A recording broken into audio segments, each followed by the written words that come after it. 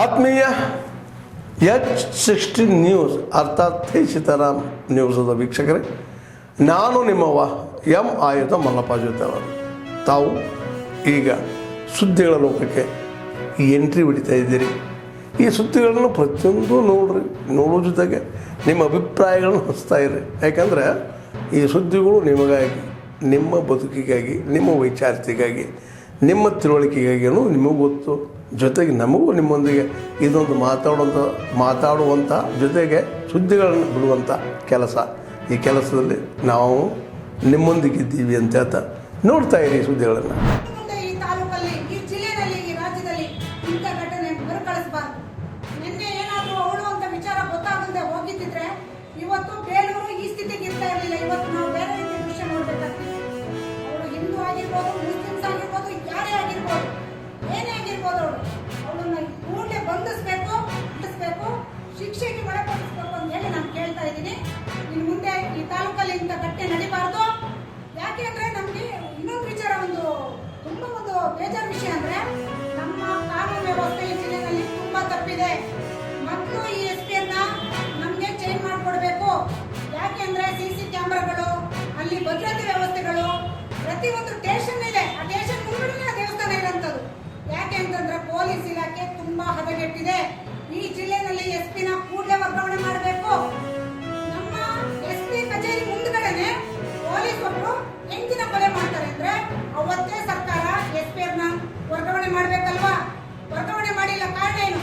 ಉಸ್ತುವಾರಿ ಸಚಿವರು ಕೃಷ್ಣ ಬೈರೇಗೌಡರು ಒಳ್ಳೆಯವರು ಬಂದಿದ್ದಾರೆ, DC ಅವರು ಒಳ್ಳೆಯವರು ಬಂದಿದ್ದಾರೆ, ಹಾಗೆ ನಮ್ಮ MP ಅವರು ಒಳ್ಳೆಯವರಿದ್ದಾರೆ, ನಮ್ಮ MLA ಅವರು ಒಳ್ಳೆಯವರಿದ್ದಾರೆ. 7 ತಾಲೂಕು MLAಗಳು ಕೂಡ ಒತ್ತಾಯಿಸಿ ಕೂಡಲೇ ನಮ್ಮ SP ಅನ್ನ ಮೊದಲು ಚೇಂಜ್ ಮಾಡಬೇಕು. ಇಲ್ಲ ಅಂತಂದ್ರೆ ಈ ಜಿಲ್ಲೆಯಲ್ಲಿ ಇಂಥ ಕ್ರೈಮ್ಗಳು ತುಂಬಾ ಉಂಟಾಗ್ತವೆ. ಇದನ್ನ ನಾವು ತಡೆಗಟ್ಟೋದು ಭಾರಿ ಕಷ್ಟ. ಇದಕ್ಕೆ ಪೊಲೀಸ್ ವ್ಯವಸ್ಥೆ ಕೂಡ ಇಂಪಾರ್ಟೆಂಟ್. ಹಾಗೇನೆ ಇಂಥ ಒಂದು ವಿಚಾರಗಳು ಈ ತಾಲೂಕಲ್ಲಿ ಮುಂದೆ ನಡೀಬಾರ್ದು. ನಡೆದ್ರೆ ಉಗ್ರ ಹೋರಾಟ ಮಾಡ್ತೀವಿ ಮಹಿಳಾ ಧ್ವನಿಯ ಪರವಾಗಿ ಅಂತೇಳಿ ನಾನು ಇವತ್ತು ಪತ್ರಿಕಾ ಮುಖಾಂತರ ಹೇಳ್ತಾ ಇದ್ದೀನಿ. ಅವಳನ್ನ ಒಳಪಡಿಸ್ಬೇಕು. ಅವಳನ್ನ ಒಳಪಡಿಸಲಿಲ್ಲ ಅಂದ್ರೆ ನಾವು ಹೇಳ್ತಾ ಬಂದು ಒಪ್ಪಿಸ್ತೀವಿ, ಸಾರ್ವಜನಿಕರು ಒಪ್ಪಿಸ್ತೀವಿ. ಇಂಥ ಒಂದು ಘಟನೆ ಮುಂದೆ ನಡೀಬಾರ್ದು ಅಂತ ಹೇಳಿ ನಾನು ಉಗ್ರವಾದ ಎಚ್ಚರಿಕೆಯನ್ನು ಕೊಡ್ತಾ ಇದ್ದೀನಿ. ವರ್ಗದ ಆಯೋಗದ ವತಿಯಿಂದ ಕರ್ನಾಟಕ ರಾಜ್ಯದಲ್ಲಿ ಆರ್ಥಿಕ, ಸಾಮಾಜಿಕ ಮತ್ತು ಶೈಕ್ಷಣಿಕವಾಗಿ ಸರ್ವೆ ಮಾಡಬೇಕು ಅಂತಕ್ಕಂಥ ಉದ್ದೇಶದಿಂದ ಜಾತಿ ಸಮೀಕ್ಷೆಯನ್ನು ಮಾಡ್ತಾ ಇದ್ದಾರೆ. ನಾನು ಸರ್ಕಾರಕ್ಕೆ ಒತ್ತಾಯ ಮಾಡೋದೇನು ಅಂತ ಹೇಳಿದ್ರೆ, ಕಳೆದ ಆಗಸ್ಟ್ 23ರಂದು ರಾಜ್ಯ ಹಿಂದುಳಿದ ಆಯೋಗ 4 ಪುಟಗಳ ಜಾಹೀರಾತನ್ನು ಕೊಟ್ಟು ಸಮೀಕ್ಷೆಗೆ ಸಿದ್ಧಪಡಿಸಿರ್ತಕ್ಕಂಥ 1400 ಜಾತಿಗಳ ಪಟ್ಟಿಯನ್ನು ಘೋಷಣೆ ಮಾಡಿ, ಈ 1400 ಜಾತಿಗಳ ಪಟ್ಟಿಯಲ್ಲಿ 48 ಜಾತಿಗಳು ಮತ್ತು 15 SC ಜಾತಿಗಳು ಈ ಕ್ರಿಶ್ಚಿಯನ್ ಅಂತಕ್ಕಂಥ ಪದವನ್ನು ಉಲ್ಲೇಖ ಮಾಡಿ, ಈ ಬೇರೆ ಬೇರೆ ಏನ್ ಜಾತಿಗಳಿದೆ ಅದಕ್ಕೆ ಕ್ರಿಶ್ಚಿಯನ್ ಅಂತಕ್ಕಂಥ ಜಾತಿಗಳನ್ನ ಉಲ್ಲೇಖ ಮಾಡಿ, ಬೇರೆ ಬೇರೆ ಜನಾಂಗದಿಂದ ಯಾವಾಗ ಇದ್ರ ಬಗ್ಗೆ ವಿರುದ್ಧವಾದ ಧ್ವನಿ ಶುರುವಾಯಿತು ಆ ಸಂದರ್ಭದಲ್ಲಿ ಸುಮಾರು 33 ಜಾತಿಗಳ ಏನ್ ಕ್ರಿಶ್ಚಿಯನ್ ಅಂತ ಇತ್ತು ಆ ಪದನ ಹೈಡ್ ಮಾಡಿ, ಆ ಆ್ಯಪಲ್ಲಿ ಅದನ್ನ ಹೈಡ್ ಮಾಡಿ, ಏನು ಪರಿಶಿಷ್ಟ ಜಾತಿಯ 15 ಜಾತಿಗಳು ಅಂದ್ರೆ ಆದಿ ಆಂಧ್ರ ಕ್ರಿಶ್ಚಿಯನ್ ಅಂತೇಳಿ, ಆದಿ ಕರ್ನಾಟಕ ಕ್ರಿಶ್ಚಿಯನ್ನು, ಆದಿ ದ್ರಾವಿಡ ಕ್ರಿಶ್ಚಿಯನ್ನು, ಬಂಜಾರ ಕ್ರಿಶ್ಚಿಯನ್ನು, ಹುಡುಗ ಜಂಗಮ ಕ್ರಿಶ್ಚಿಯನ್ನು, ವಲಯ Christian, Lamani Christian, Lambani Christian, Madiga Christian, Mahar Christian, Mala Christian, ಪರ್ಯ Christian, ವಡ್ಡ Christian ಮತ್ತು ವಾಲ್ಮೀಕಿ ಕ್ರಿಶ್ಚಿಯನ್ ಅಂತ ಹೇಳಿ ಇವ್ರು ಮಾಡ್ತಾರೆ. ಅಂದ್ರೆ ಪರಿಶಿಷ್ಟ ಜಾತಿಗೆ ಈಗ ಆಲ್ರೆಡಿ ಮೊನ್ನೆ ತಾನೇ ಸಮೀಕ್ಷೆ ಮಾಡಿ ಒಳ ಮೀಸಲಾತಿನೂ ಕೂಡ ಜಾರಿಯನ್ನ ಮಾಡಿ, ಇಷ್ಟೆಲ್ಲ ಮಾಡಿದ ಮೇಲೆ ಮೊನ್ನೆ ತಾನೇ ಸುಮಾರು 150 ಕೋಟಿ ರೂಪಾಯಿನ ಖರ್ಚು ಮಾಡಿ ವರದಿಯನ್ನ ಮಾಡ್ತಕ್ಕಂಥ ಉದ್ದೇಶ ಇದೆ ಅಂತ ನಮ್ಮ ಅನಿಸಿಕೆ ಇದೆ. ಇದನ್ನ ನಾವು ಕಠೋರವಾಗಿ ಪದಗಳಲ್ಲಿ ಖಂಡಿಸ್ತೀವಿ. ರಾಜ್ಯ ಸರ್ಕಾರ ಇವತ್ತೇನೆ ಯಾವ ಪರಿಶಿಷ್ಟ ವಸ್ತುಗಳಲ್ಲಿ ಪಾದರಕ್ಷೆ 100% ಇಂದ 5% ಬಂದಿದೆ. ದಿನನಿತ್ಯ ಉಪಯೋಗಿಸುವಂಥ ಟೂತ್ ಪೇಸ್ಟ್, ಶಾಂಪು ಇವೆಲ್ಲ 30% ಇಂದ 5% ಸ್ಲಾಬ್ ಬಂದಿದೆ. ಪ್ರಾಯಶಃ ಇವೆಲ್ಲರೂ ಜನಸಾಮಾನ್ಯರಿಗೆ ಮೇಲಿರ್ತಕ್ಕಂಥ ಒತ್ತಡವನ್ನ ಹೊರಗಿಟ್ಟಿರುವಂಥದ್ದು. ಅದೇ ರೀತಿ ನೀವು ರೈತರಿಗೆ, ನಮ್ಮ ಅನ್ನದಾತರಿಗೆ ನೋಡಿದ್ರೆ ಟ್ರಾಕ್ಟರ್ಗಳು ಮತ್ತೆ ಈ ಕೊಯ್ಲು ಮಾಡೋಂಥ ಕೆಲವು ಯಂತ್ರಗಳಲ್ಲಿ ಇದರಲ್ಲೆಲ್ಲಾದ್ರೂ ಮುಂಚೆ 18% ಇದ್ದ ಇವಾಗ 12, ಕೆಲವುದ್ರಲ್ಲಿ 12% ಇದೆ, ಕೆಲವಕ್ಕೆ 5% ತಂದಿರುವಂಥದ್ದು ಇದೆ. ಮತ್ತೆ ಆರೋಗ್ಯಕ್ಕೆ ಸಂಬಂಧಪಟ್ಟಂತೆ 33 ಜೀವ ಉಳಿಸೋ ಔಷಧಿಗಳನ್ನ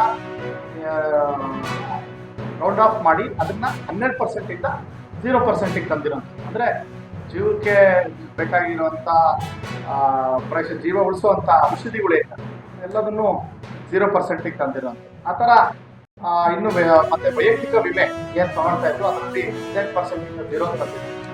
ಈ ಥರ ಹಲವಾರು ಯೋಜನೆಗಳನ್ನ ಕೇಂದ್ರ ಸರ್ಕಾರ ಈ ನವರಾತ್ರಿಯ ಶುಭ ಸಂದರ್ಭದಲ್ಲಿ ಪ್ರಾಯಶಃ ಮುಂಚೆ ಟ್ಯಾಕ್ಸಸ್ ಪ್ರತಿ ಸರಿ ಜಾಸ್ತಿ ಆಗೋದು ಕಮ್ಮಿ ಆಗೋದು. ಬೇಕು ನನ್ನ ಮಗಳಿಗೆ ನ್ಯಾಯ ಬೇಕು. ಇವತ್ತು ನನ್ನ ಮಗಳು ಸಿಗಲ್ಲ, ನನ್ನ ಮಗಳು ಓದ್ಲು, ನನ್ನ ಮಗಳಿಗೆ ನ್ಯಾಯ ಬೇಕು. ನನ್ನ ಮಗಳು ಬಾಡಿನೂ ಮುಡಿಕ್ ಬಿಡ್ರಿ, ಒಟ್ಟು ನನ್ನ ಮಗಳಿಗೆ ಬಾಡಿ ಬೇಕು, ಬಾಡಿ ಬೇಕು. ಆಮೇಲೆ ಇನ್ನೂ ಒಂದು ಹೇಳ್ತೀನಿ, ಸತ್ಯ ಅಂತ ಅವನ ಕೈಲೇ ಬಾಯಿ ಬಿಡಿಸ್ತೀನಿ. ನಾನು ಹೆಣನ ಇರ್ತಲ್ಲ, ನನ್ನ ಬಾಡಿ ಸಿಕ್ಕರು ನಾನು ಎಲ್ಲಕ್ಕೆ ಹೋಗಿ ಅಲ್ಲೇ ಹಾಕ್ತೀನಿ. ಒಟ್ಟು ನನ್ನ ಮಗಳು ಸಿಕ್ಕರೆ ನಾನು ಸಾಕೊಂತಿದ್ದೀನಿ. ಮುಂದಿನ ಇದನ್ನ ನಾನು ಇವತ್ತು ಯಾವುದೇ ದುಃಖದಲ್ಲಿದ್ದೀನಿ, ನಾನು ಏನು ಮಾತಾಡಕ್ಕೆ ಇಷ್ಟಪಡಲ್ಲ. ನಾಳೆ ನನ್ನ ಮಗಳು ಬಾಡಿ ಸಿಕ್ಕಿದ ತಕ್ಷಣ ನಿಮ್ಗೆ ಕೊಟ್ಟೇ ಕೊಡ್ತೀನಿ. ಇಷ್ಟೇ. ನಮಸ್ಕಾರಗಳು. ಈ ಅನಾಹುತ ಆಗಿ ಎಷ್ಟು ದಿವಸ ಆಯ್ತು? ನಿನ್ನೆ 3-3:15 ಇವ್ನು ಕರ್ಕೊಂಡೋಗಿದ್ದು. ಹುಡುಗ ಬಚಾವಾಗಿದ್ದಾನೆ. ಹುಡುಗ ಬಚಾವಾಗಿದ್ದಾನೆ. ನನ್ನ ಮಗಳನ್ನ ಫೋನ್ ಮಾಡಿ ಇವ್ನ ಗಾಡಿ ಮೇಲೆ ಕರ್ಕೊಂಡು ಹೋಗಿದ್ದು ಏನಕ್ಕೆ? ಎಲ್ಲ ಏನ್ ಮ್ಯಾಟ್ರ್ ಅಂತ ಗೊತ್ತಿಲ್ಲ. ಪೇಪರ್ ಅಲ್ಲಿ ಎಲ್ಲ ಲವ್ ಮ್ಯಾಟ್ರ್ ಅಂತ ಬರ್ತಾ ಇದೆ. ನಾನು ಹೇಳಿದ್ರು ಮಗಳನ್ನ ಏನಕ್ಕೆ ಕರ್ಕೊಂಡು ಹೋದ? ಲವ್ ಮ್ಯಾಟ್ರ್ ಅಂದ್ರೆ ಏನೋ ಬದುಕಬಹುದಾಯ್ತು. ನನ್ನ ಮಗಳು ನೀರ್ಗೆ ಹೋಗೋ ಕಾರಣ ಏನು? ನೀರಿಗೆ ತಳ್ಳಿ ಯಾಕೆ ಹೋಗ್ಬೇಕಾಗಿತ್ತು? ನನ್ನ ಮಗಳಿಗೆ ನ್ಯಾಯ ಬೇಕಷ್ಟೇ. ನನ್ನ ಮಗಳು ಕಾಲು ಮಗಿನ ಕರ್ಕೊಂಡೋಗಿ ನೀರ್ ಪಾಲ್ ಮಾಡೋರಲ್ಲ, ನನ್ಗೆ ನ್ಯಾಯ ಬೇಕಷ್ಟೇ. ಲವ್ ಮಾಡೋದೇನು ತಪ್ಪಲ್ಲ, ಸಾಯೋದು ಯಾಕೆ ಹೇಳಿ? ಇದೊಂದು ದಯವಿಟ್ಟು ಯಾರು ಮಾಡಕ್ ಹೋಗ್ಬೇಡಿ, ಹೇಳಕ್ ಇಷ್ಟಪಡ್ತೀನಿ. ಪೊಲೀಸ್ ಇಲಾಖೆಯವರು ಈ ಪ್ರಕರಣವನ್ನು ಗಂಭೀರವಾಗಿ ತಗೋಬೇಕು. ಯಾಕೆ ಅಂತಂದ್ರೆ ಸುಮಾರು ಒಂದು 18 ವರ್ಷದ ಹುಡುಗಿ ಈ ತರ ಯಾವನೋ ಒಬ್ಬ ಕರ್ಕೊಂಡು ಹೋಗ್ತಾನೆ, ಇನ್ನೊಂದೇನೋ ಅಲ್ಲಿ ಚಾನಲ್ ಹತ್ರ ಬೀಳಿಸ್ತಾನೆ, ತಳ್ತಾನೆ ಅಂತ ಅಂದ್ರೆ ಇನ್ನೊಂದು ನ್ಯಾಯಾಲಯಕ್ಕಾಗ್ಲಿ ಹೋಗಿ ಸಾಕ್ಷಿ ಹೇಳೋದನ್ನ ಧೈರ್ಯವಾಗಿ ಇದ್ ಮಾಡ್ಕೊಳ್ರಿ. ನಾಳೆ ನಮ್ಮನೆ ಮಕ್ಕಳಿಗೂ ಸಾವಾದಾಗ ನ್ಯಾಯ ಕೊಡ್ಸೋರು ಯಾರು? ಮತ್ ಅಕ್ಕಪಕ್ಕ ನೋಡ್ತಿದ್ದವ್ರು. ಇವತ್ತು ಸ್ವಾತಿ ಅವ್ರ ಮಗಳಿಗೆ ನೋಡಿದಾರಪ್ಪ, ಅಲ್ಲಿ ಹೋಗಿದಾರೆ, ಕರ್ಕೊಂಡು ಹೋಗಿದಾರೆ, ತಳ್ಳಿದಾನೆ, ನೋಡಿದಾರೆ, ಸಾಕ್ಷಿ ಹೇಳಲ್ಲ.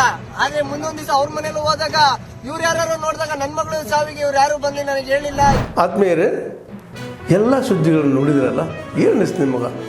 ಇದರಲ್ಲೇ ನಿಮ್ಗೆ ಲೈಕ್ ಆಗಿರ್ಬೋದು, ಡಿಸ್ಲೈಕು ಆಗಿರ್ಬೋದು, ಕಾಮೆಂಟ್ ಬೇಡಪ್ಪ ಅಂತೂ ಅನಿಸಿರ್ಬೋದು, ಕಾಮೆಂಟ್ ಮಾಡಬೇಕಪ್ಪ ಅನಿಸಿರ್ಬೋದು, ಶೇರ್ ಮಾಡಬಾರ್ದಪ್ಪ ಅನಿಸಿರ್ಬೋದು, ಅದು ಮಾಡಬೇಕು ಅನಿಸಿರ್ಬೋದು.